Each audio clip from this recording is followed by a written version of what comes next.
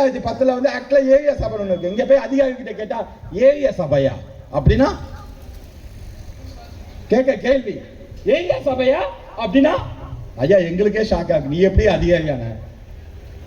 அதிகாரியான ஏரியா சபைனா என்னன்னே தெரியாம ஒரு கவுன்சிலர் அவருக்கு அலோகேட் பண்ணக்கூடிய பணத்தை மக்கள் கிட்ட எப்படி செலவு பண்ணணும் மக்கள் கிட்ட கேட்டு மக்களை பிரதிநிதித்துவம் கொடுத்து அது மூலமா செலவு பண்ண வேண்டியதா ஏரியா சபை. எப்படி கிராம சபையில் நடக்கும் அன்னைக்கு எல்லா அதிகாரிகளும் வந்து உட்காரணும், அந்த செலவுகள் எப்படி நடக்குதுன்றதை கொண்டு போகணும். இதுதான் ஏரியா சபை.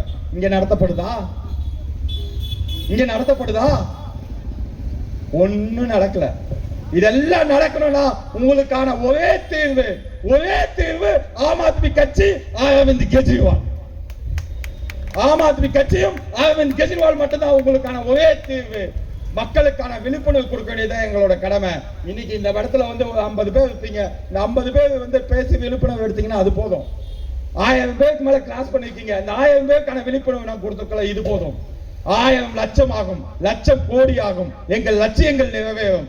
புதிய இந்தியா மட்டுமல்ல, புதிய தமிழகம் மட்டுமல்ல, புதிய வாக்காளர்களையும் மாற்றங்களை உருவாக்குவதற்கு களம் காண ஆம் ஆத்மி கட்சி தயாராக உள்ளது. எங்களோடு இணையுங்கள். இணைந்து மாற்றத்துக்கான என்ன மாற்றம் உங்களுக்கு வேண்டும் என்று நினைக்கிறீர்களோ அந்த மாற்றத்தை இணைந்து கொடுப்போம் இந்த இந்திய திருநாட்டுக்கு. நன்றி, வணக்கம், ஜெய் ஹிந்த், வந்தே மாதரம்.